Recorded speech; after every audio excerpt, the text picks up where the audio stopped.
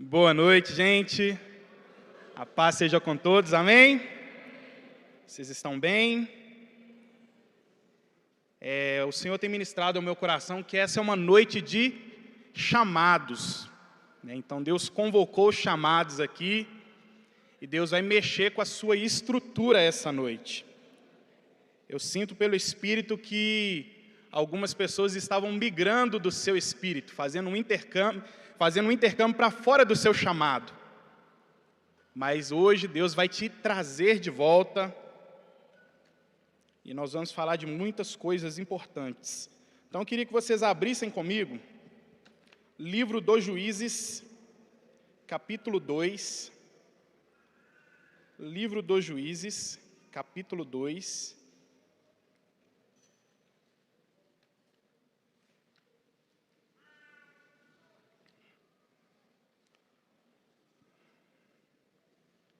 Livro dos Juízes, capítulo 2, nós vamos ler do verso 7 ao verso 10.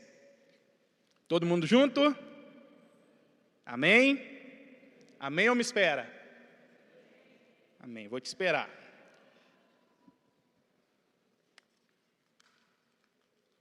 Juízes, capítulo 2, a partir do verso 7. Está escrito assim: E serviu o povo ao Senhor todos os dias de Josué, e todos os dias dos anciãos que ainda sobreviveram depois de Josué, e viram toda aquela grande obra do Senhor que fizera a Israel. Faleceu, porém, Josué, filho de Num, servo do Senhor, com a idade de 110 anos. E sepultaram no limite da sua herança em Timate-Heres, no monte de Efraim, para o norte do monte Gaás.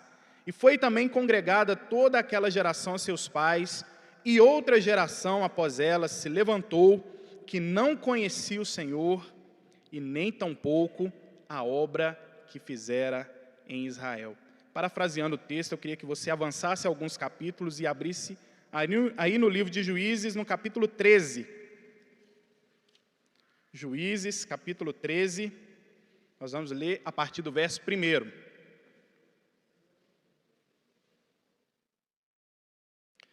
Está escrito assim: E os filhos de Israel tornaram a fazer o que era mal aos olhos do Senhor.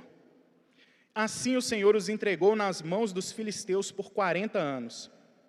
E havia um homem de Zorá, da tribo de Dan, cujo nome era Manoá, e a sua mulher, sendo estéril, não tinha filhos.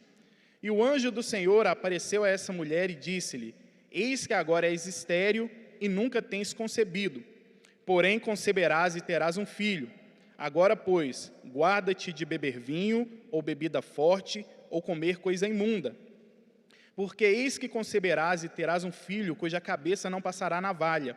Porquanto o menino será nazireu de Deus, desde o ventre, e ele começará a livrar Israel dos filisteus. Aleluia! Então, queridos, antes de nós entrarmos profundamente na vida de Sansão, que nós vamos meditar um pouco sobre a existência dele nessa noite, eu queria vir te trazer comigo para alguns séculos antes, quando Deus chama um povo, quando Deus chama um homem chamado Abraão, e declara que dele seria feita uma nação, seria feito um povo.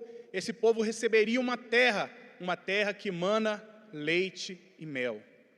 Então Deus chama esse povo, e para esse povo Deus dá pelo menos 3 características que qualquer nação da face da terra ela precisaria para que ela pudesse ser uma nação que executasse a sua hegemonia. 3 características. A primeira característica que uma nação precisa para que ela possa ser uma nação vencedora, ser uma nação que tenha relevância na terra, é ela ser uma nação numerosa. Então, das 70 pessoas que migram com Jacó até o Egito, quando José abre as portas do Egito para que o seu povo entrasse ali e habitasse na terra de Gozém, no capítulo 12 de Êxodo, no versículo 37, a palavra de Deus vai dizer que quando eles partiram de Sucote, eles eram 600.000 homens a pé, fora mulheres e crianças.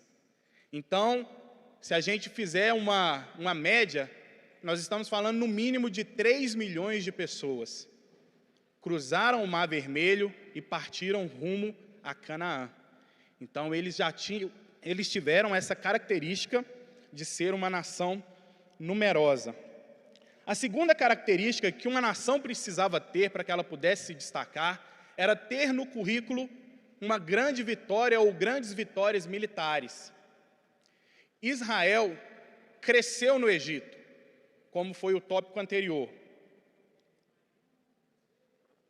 Se tornou uma nação numerosa a ponto de o faraó se levantar e dizer: é necessário que nós coloquemos um freio nesses hebreus, porque na medida com que eles se multiplicam, pode ser que, havendo uma guerra, eles se unam ao nosso adversário e prevaleçam contra nós dentro dos nossos termos.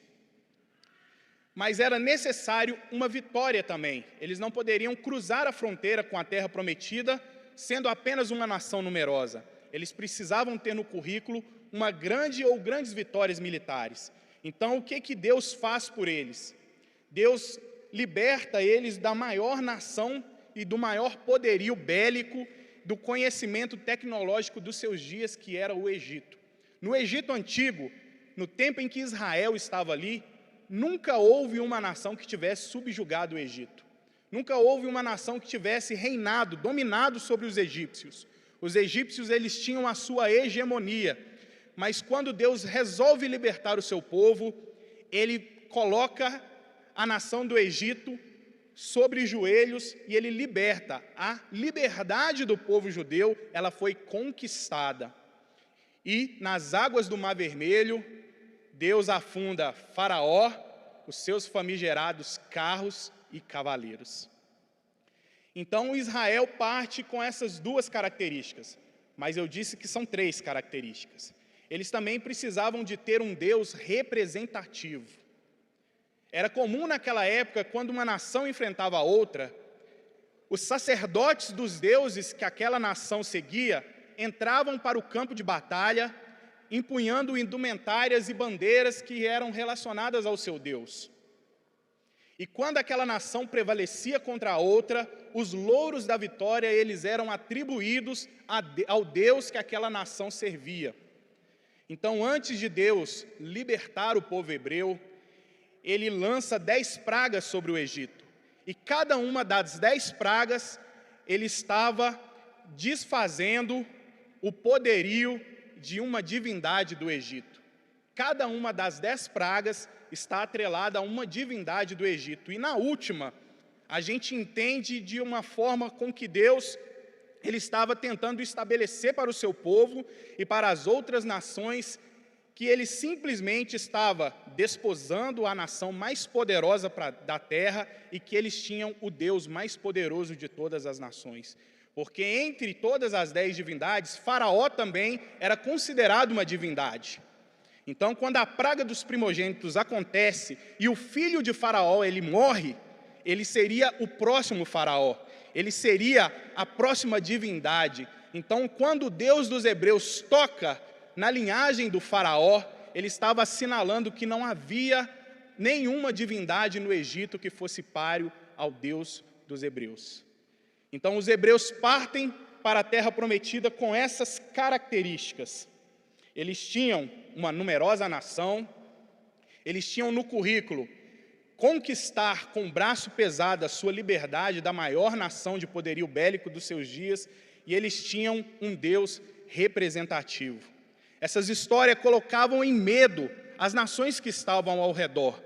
Quando eles paravam para pensar que havia um Deus de um povo que havia destruído uma nação como o Egito, que era o Deus de um povo que fazia com que eles rodeassem a nação mais bem protegida dos seus dias, que era a nação de Jericó, com as suas frondosas muralhas, e eles rodeando, tocando trombeta e com gritos humanos, aquelas muralhas vieram a se esmigalhar, o coração do povo simplesmente derretia. Então Deus deu para aquela nação tudo o que ela precisava para que ela pudesse chegar na terra prometida e executar a sua hegemonia.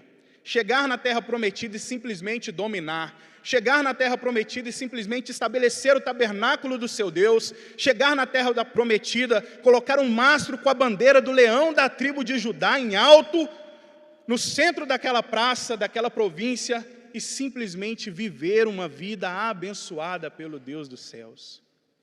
Mas aquela nação que teve todos esses atributos que nós lemos aqui, simplesmente chega no livro de Juízes, e eu, como um estudante entusiasmado das Escrituras, porque o sair do povo, o chamado do povo, o migrar para a terra prometida era o ápice, quando esse povo estaria ali pisando e edificando suas tendas em Canaã. Era para ser o ápice da história. O livro dos Juízes não era para existir.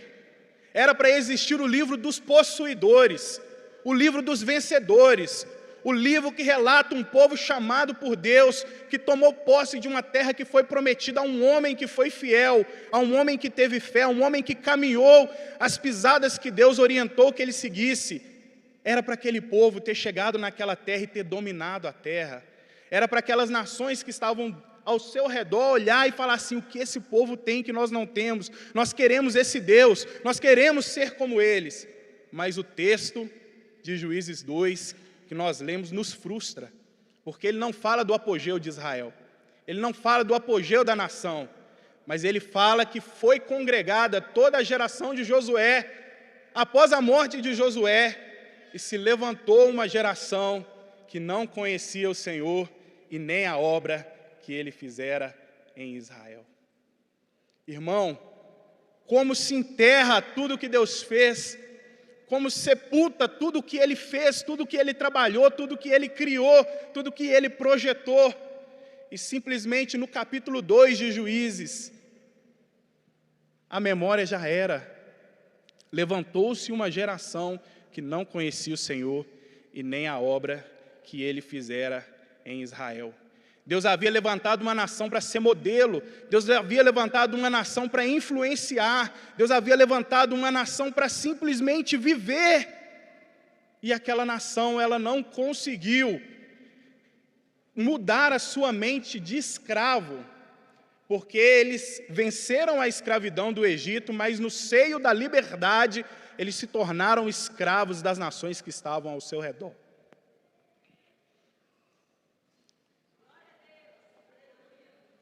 Aleluia! Então, queridos, Deus, Ele olha para aquilo tudo que aconteceu. Ele olha para aquele povo que por 40 anos reclamou e olhou para trás, e de repente o povo que edifica as suas tendas na terra prometida simplesmente esquece do seu Deus. E o livro dos Juízes é um livro de fracasso, misericórdia. Deus levanta um novo Moisés, um novo libertador, através dos juízes que Deus vai levantando, mas a geração de Josué, aquela geração que veio após Josué, ela permanece, porque quando o juiz morre, tudo que Deus fez cai no esquecimento. Então Deus desiste de apontar para uma nação, e Ele passa a sondar os corações de uma família. E Ele encontra uma família lá em Zorá, na tribo de Dan, um homem e uma mulher estéril, que não podiam ter filhos, que estavam no ápice de uma escravidão, sucumbindo na mão dos filisteus. E Deus vem até esse homem e essa mulher, e Ele projeta a vida desse homem chamado Sansão. Ele escreve um script, tudo que nós precisamos, gente, para seguir a Deus e ter êxito, seria se nós soubéssemos tudo o que Deus espera de nós. Se nós tivéssemos um script que era somente seguir, e Sansão tem isso. Deus fala o que ele pode fazer, o que ele não pode fazer, o que ele pode comer, o que ele não pode comer, o que ele pode vestir, o que ele não pode vestir. Deus traça para Sansão tudo o que Sansão precisa, para que ele possa ser o libertador e que o povo possa, enfim, viver a sua liberdade na terra da promessa. É muito interessante, irmãos. E Deus chama esse homem, essa família, e o que mais se espera em um momento de crise? O que mais se espera em um tempo de calamidade? Uma boa notícia. Todo mundo quer ouvir uma boa notícia num tempo de tribulação, num tempo de sofrimento. Vocês acham que Manoá, quando recebe aquele destino, aquela boa nova, ele guarda para si. Eu imagino que ele chega na praça da cidade, ele chama os anciãos e ele fala: olha, Deus me visitou, o Deus de Israel me visitou. Vocês conhecem a minha esposa, nós somos casados há tantos anos e ela não dá à luz, a gente não consegue frutificar, mas um anjo do Senhor avisou que ela vai ter um filho, e que esse filho vai começar a livrar Israel da mão dos filisteus. E o menino nasce no meio dessa realidade. Os filisteus ainda estavam oprimindo a nação, e o menino cresce, o menino começa a viver. E no período de crise em Israel, como nós vimos no capítulo 2, que tudo que Deus fez no Egito, tudo que Deus fez no caminho da terra prometida simplesmente foi esquecido. Imagina como que era o sacerdócio nessa época. Imagina como que era as pessoas que ainda estavam com a sua fé um pouco viva. Todo mundo olhava para aquele menino e tinha naquele menino a sua esperança. Todo mundo olhava naquele menino e dizia: esse menino é o menino que Deus visitou. Esse menino é o menino que Deus programou o nascimento dele. E Sansão vai crescendo, como muitas vezes a gente vê algumas pessoas na vida que têm um grande dom, né? Talvez a pessoa canta muito e as pessoas olham para ela com um ar pelo prisma do dom. As pessoas olham para ela por aquilo que ela pode fazer, por aquilo que ela faz. E não olham para ela pelo prisma humano, pelo prisma da igualdade, pelo prisma da vulnerabilidade, pelo prisma de que aquela pessoa também tem sentimentos, também passa por problemas. Então eu imagino Sansão crescendo e as crianças olhavam para ele e diziam: uau, esse é o menino que Deus visitou, esse é o libertador de Israel. E eu imagino Sansão olhando para aquilo e já crescendo meio que com uma fama que o colocava acima na vitrine do que as outras pessoas, e Sansão está cheio dos seus porquês, mas ele não tinha com quem se abrir. Imagina Sansão na escola, as crianças olhavam para Sansão com um ar de admiração, e Sansão, de repente, ele está cheio de perguntas, cheio de interrogações na cabeça dele, mas como que ele vai se abrir com alguém se ele é a esperança do povo, se ele é aquele que nasceu para ser o libertador? Aí eu imagino Sansão ouvindo uma conversa dos seus coleguinhas: olha, lá em casa esse final de semana teve um casamento, né? A gente falou no GC dessa semana sobre o casamento de Caná da Galileia. Eu imagino eles falando assim: olha, o mestre Sala elogiou o noivo por causa do vinho. E eu imagino Sansão: qual será o sabor do vinho? Porque Sansão não poderia beber vinho e nem comer nada que estivesse ligado à uva. Ele não podia chupar uma uva, ele não podia comer a casca, ele não podia tocar no caroço. E eu imagino Sansão pensando: qual será o sabor de uma uva? Qual será o sabor do vinho? E Sansão, no privilégio que ele nasceu, ele enxergando apenas pelo prisma das proibições. E assim, Sansão ele começa a crescer. Ele começa a desenvolver a sua vida. E o texto diz que certa feita Sansão ele se desvia para as vinhas de Tímina. E aqui a gente começa a entrar, após essa introdução, no cerne da mensagem que nós vamos trazer hoje. O tema da mensagem é: são prazeres, mas são impróprios. E Sansão ele se desvia nas vinhas de Tímina e ele começa a observar as uvas. Ele começa a observar e aqueles porquês, sempre que ele ouvia alguém mencionar da uva, do vinho, da festa, das coisas que ele não podia fazer porque ele era um nazireu de Deus, e ele para de frente às vinhas. Ele começa a olhar as uvas e muitas vezes é aquela pergunta, é aquela sugestão que vem no pé do seu ouvido e diz assim: só olhar não tem problema. Só uma olhadinha, não tem problema, pode contemplar. E Sansão está ali hipnotizado e de repente surge um leão. E o leão talvez impede Sansão de comer a uva como Eva fez com a fruta lá no jardim.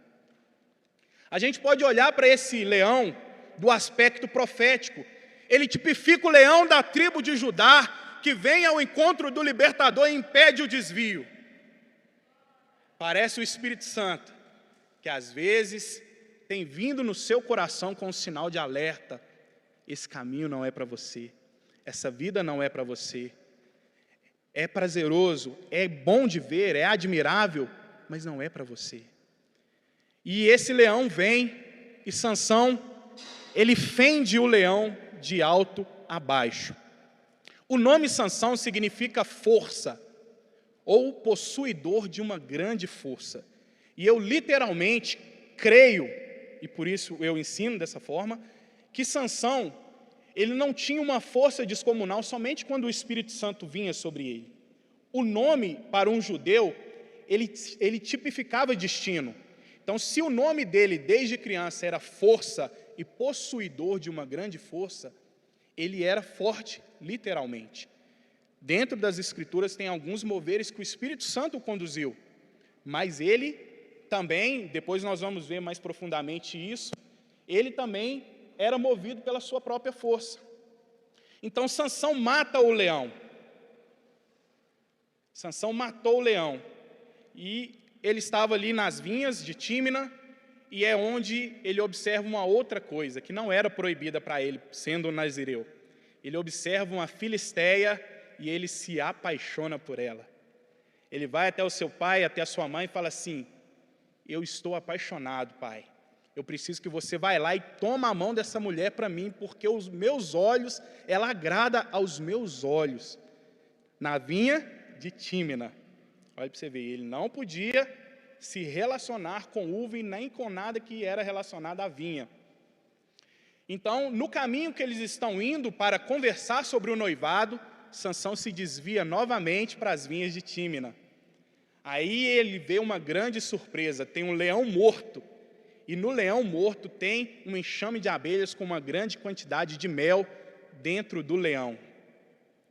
Sansão não podia tocar nas uvas, mas Sansão poderia comer o mel. Mas o mel estava no corpo de um morto. Sansão não poderia tocar no morto, porque se ele tocasse em um morto, ele perderia o seu nazireado.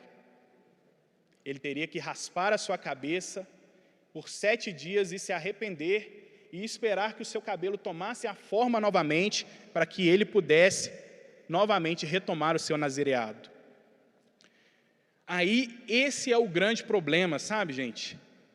Porque o leão de Tímina, ele não fazia parte do script de Sansão. Não era para ele estar no Instagram de Sansão.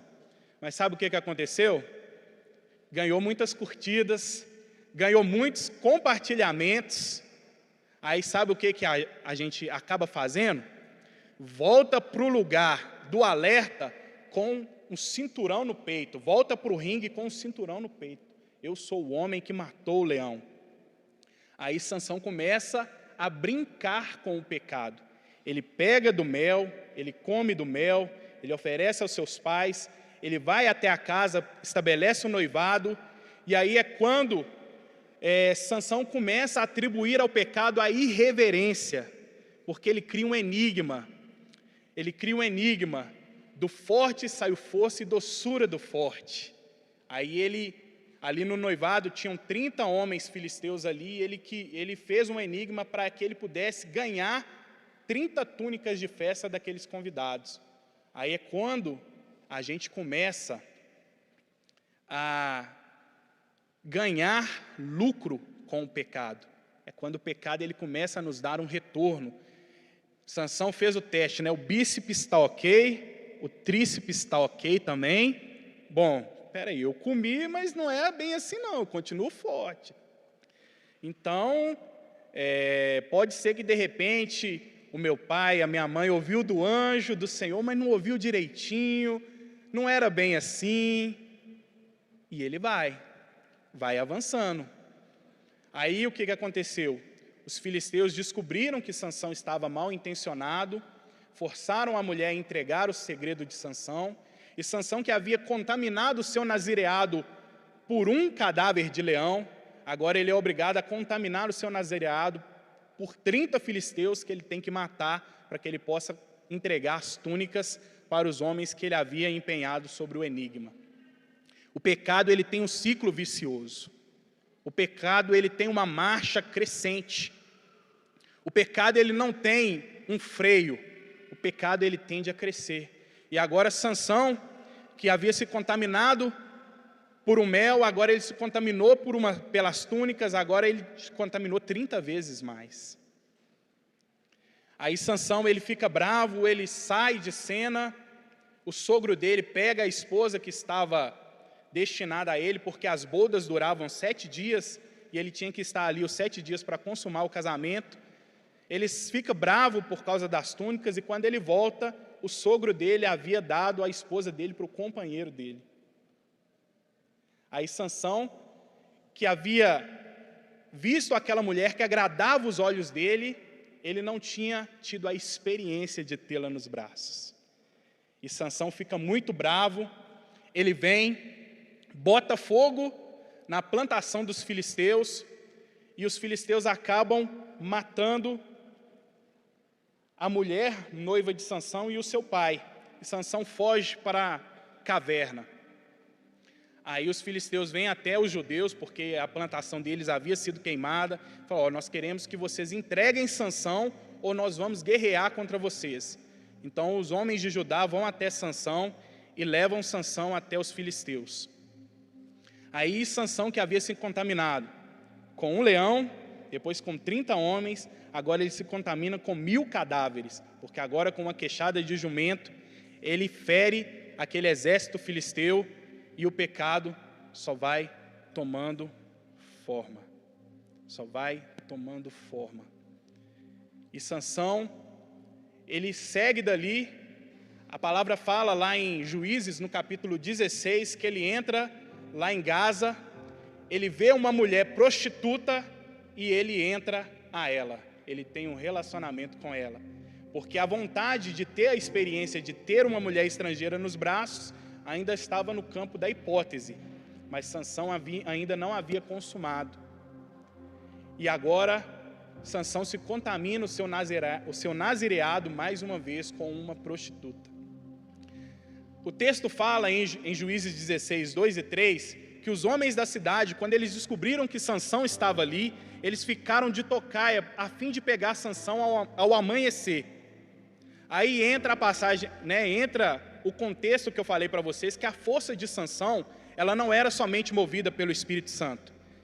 A Bíblia fala que Sansão fica até a meia-noite ali na cidade de Gaza, e ele levanta-se à meia-noite, tira os portões da cidade de Gaza com as suas trancas, põe sobre os ombros e sobe com os portões da cidade até o alto do monte que está em frente de Hebrom.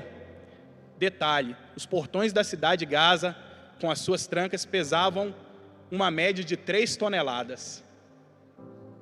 Aí me responde, você acha que depois de Sansão ter passado uma noite com uma prostituta, o Espírito do Senhor tomaria Sansão para que ele tivesse essa força de levar os portões da cidade nos ombros? Imagina, Sansão está vindo e está cantando, tem cabaré essa noite. E está vindo com o portão e o Espírito Santo está movendo ele. Lógico que não, irmãos. Então Sansão, literalmente, ele era o que o nome dele dizia: força e possuidor de uma grande força. E Sansão, ele segue tendo essa crise de identidade, sendo um libertador que não consegue nem se libertar, sendo um libertador que não consegue atuar em uma causa. Aí a Bíblia fala que Sansão, ele conhece uma mulher do Vale de Soreque. Sabe o que significa Vale de Soreque? Vinha escolhida, chamada Dalila. Soreque era uma área que era dentro das terras dos judeus, que os filisteus mais pobres migraram para lá quando os filisteus dominaram o povo judeu e edificaram as suas casas nessas terras. Então Dalila era uma menina da comunidade, se a gente pode dizer assim. Mas agora vamos pensar aqui, gente. Sansão era o homem mais famoso dos seus dias. Quem que não ia querer namorar com um cara desse? Um cara que fende um leão ao meio. Um cara que pega os portões da cidade de Gaza, coloca nos ombros e leva para o alto do monte. Um cara que com a queixada de jumento mata 1000 homens. Sansão era o cara mais famoso. Então, o relacionamento dele com Dalila não se inicia a partir de um golpe. Ele estava literalmente namorando com ela porque as mulheres filisteias atraíam, agradavam os olhos de Sansão. Só que os príncipes filisteus, eles descobriram isso. Então eles chegam para Dalila e falam: olha, eles eram 5 príncipes nessa época. Cada um de nós vai dar para você 1.100 talentos de prata para que você consiga descobrir o segredo de Sansão e assim que nós possamos amarrá-los, subjugá-lo e escravizá-lo. 1.100 ciclos de prata, eram 5.500 ciclos de prata. Para você ter uma ideia, o salário anual de um levita era 10 ciclos de prata. Era a independência financeira de Dalila. Aí de um lado ela olha, é fortinho, é bonitinho, é atlético, mas é o meu pé de meia, né, gente? Eu moro na comunidade, eu moro na Vila Sorek. Eu vou poder, né, ter um cavalo forte, um manga larga, com uma carroça, né, com uma carruagem para me andar pelas ruas da Filístia. Eu até gosto de Sansão, mas vale a pena vender esse cara. E a gente sabe a história, né? Ela acaba enganando, descobrindo o coração de Sansão, e Sansão acaba entregando o seu segredo. Nunca passou navalha sobre a sua cabeça. Nunca passou navalha sobre a sua cabeça. Então, lições que a gente aprende com a vida de Sansão. Sansão amou quem ele nasceu para ser inimigo. É muito comum a gente não ter os nossos sentimentos alinhados com o plano de Deus. Então eu falo com pessoas chamadas essa noite. Uma coisa que você deve olhar de forma bem criteriosa são os seus sentimentos. Você realmente deve nutrir os sentimentos que Deus tem sincronizados com a sua vida, sincronizados com a sua existência. Sincronizados. Eu vejo o Espírito Santo como que com uma pá na mão. Ele está aqui para desenterrar talentos que vocês enterraram. Tem gente aqui no nosso meio que tem o chamado ministerial, mas já estava migrando para o empreendedorismo. E Deus me envia nessa noite para te dizer, para te falar, que Deus, Ele idealizou o seu nascimento também, desde o ventre da sua mãe. Deus me envia para dizer que você também nasceu para ser um libertador. Tem cativeiros dentro da sua casa que a chave está no seu bolso. Tem cativeiros na sua família que a chave está esquecida na sua estante. Tem chaves, tem revelações que Deus quer te dar que estão presas dentro da palavra, porque você não abre mais.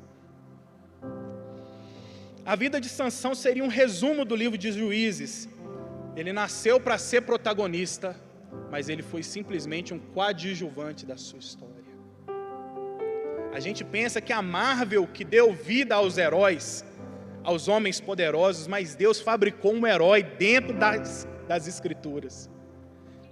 Deus criou um homem com uma força descomunal, a fim de que os homens pudessem olhar para ele e enxergar que o Deus Todo-Poderoso estava em todo o tempo tentando comunicar com eles. Aprendemos com a vida de Sansão. Sansão não entendeu o privilégio de a sua separação. Ele somente assimilou as restrições e as proibições. Irmão, irmã, tem coisas que Deus já te pediu e você sabe. Não é o pastor Paulo que está falando com você, Deus está falando com você. Tem coisas que Deus já falou para você abandonar 1, 2, 3 vezes, e você insiste em colocar isso dentro da sua mala e trazer na sua bagagem. Entenda o privilégio do que Deus está te chamando. Eu falo diante de pessoas que têm ministérios aqui, que vão ser essenciais para a era do cristianismo que nós estamos passando. E o inimigo está te iludindo com problemas e por causa dos problemas você está colocando o seu chamado em segundo plano. Shepacanto de calaianaço. Aprendemos com a vida de Sansão, irmãos. Sansão consagrou o seu pior a Deus. Sabe aquela vozinha que vem no seu ouvido assim de vez em quando? Você devia curtir sua vida. Você é novo. Você está perdendo os seus melhores finais de semana na igreja. Sabe aquela vozinha que vem? Você tem tanto potencial lá fora no meio corporativo. Você é um excelente profissional, sabe? Aquela vozinha que vem. Mas Deus está te dizendo assim: filho, filha, consagra o seu melhor a mim. Consagra o seu melhor a mim.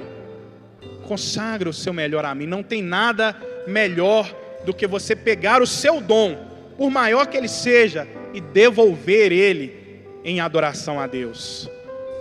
Não é por mim, é por ele, é por meio dele, é para ele. Sansão não consagrou a sua força, mas a sua fraqueza, e a sua vida agora é rejeitada por todos. Mas sabe o que nos dá esperança? O cabelo de Sansão voltou a crescer. Sansão está cativo, preso ao moinho, malhando trigo, mas o cabelo de Sansão voltou a crescer. Há misericórdia em Israel, há misericórdia no altar, há misericórdia em Cristo. Mas eu preciso te falar uma coisa. Há escolhas que matam as nossas melhores oportunidades. Há escolhas que matam as nossas melhores oportunidades. Sansão era para ser um herói em Israel. Era para ele ser o cara que com a força do braço ele virou um cativeiro. Ele era para ser um cara que livrou o seu povo de uma opressão de 40 anos. Ele era para ser um cara que desde pequenininho teve um norte para seguir, e seguiu e glorificou ao Deus da sua vida, da sua história. Mas há escolhas que matam as nossas melhores oportunidades. E por fim, queridos, Sansão, ele acaba se tornando um tipo de Cristo. Olha que interessante, quem diria, né? Sansão acaba se tornando um tipo de Cristo. Cristo também, assim como Sansão, teve o seu nascimento anunciado por um anjo. Cristo também teve a sua vida determinada por Deus de como ele conduziria a sua vida como um nazireu, como alguém separado por Deus. Cristo também nasceu para ser um libertador. Por isso que lá em 1 João 3,8 vai dizer: aquele que pratica o pecado procede do diabo, porque o diabo vive pecando desde o princípio. E para isso se manifestou o Filho de Deus, para destruir as obras do diabo. Jesus também, ele veio para ser um libertador.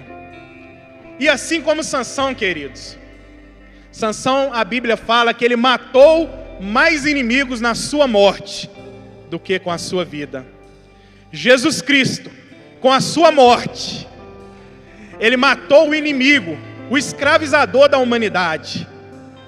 E porque ele assassinou o escravizador da humanidade, você e eu podemos viver uma vida com hegemonia dentro do nosso chamado. Nós podemos levantar a mão e ser quem Deus nos chamou para ser. Nós podemos ter um destino profético independente do problema que nos circunde. Porque Jesus morreu e o sangue dele, que é uma tipificação da uva, é uma tipificação porque ele ofereceu o seu sangue como um vinho. Fazei todas as vezes que beberdes em memória de mim. Esse é o cálice da nova e eterna aliança no meu sangue. O sangue dele, assim como ele operou aquele milagre em Caná da Galileia, Jesus está aqui essa noite para operar um milagre na sua vida. Eu não sei se você sabe, mas aquelas talhas que foram levadas ao mestre-sala quando ele experimenta a água transformada em vinho, eram as talhas da purificação. Toda casa tinha uma talha da purificação.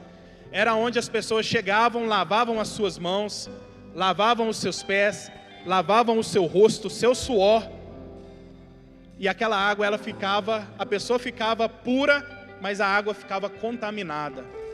Jesus, ele estava sinalizando que ele pegaria a nossa contaminação e através do seu sangue, que é o vinho novo, através do seu sangue, que é o vinho novo, ele transformaria a nossa vida. E assim como o mestre Sala, ele declara: você tem servido o melhor vinho até agora. Todo mundo coloca primeiro o vinho ruim, o vinho bom. Quando todo mundo já está bebido, ele oferece o vinho melhor, mas você tem oferecido o vinho bom até agora.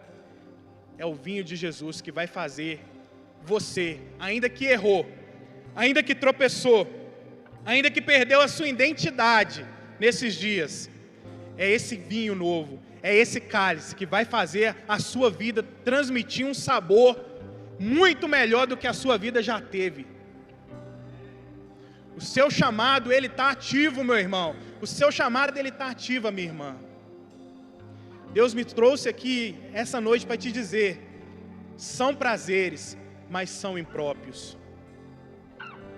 Já viu aquela frase que a mãe fala: você não é qualquer um? Deus está te dizendo essa noite: você não é todo mundo. Deus está olhando nos seus olhos e te dizendo isso essa noite. Deus conta com o seu chamado. Deus conta com a sua entrega. Deus conta com o seu sim. Deus conta com o seu engajamento. Queria que você ficasse de pé.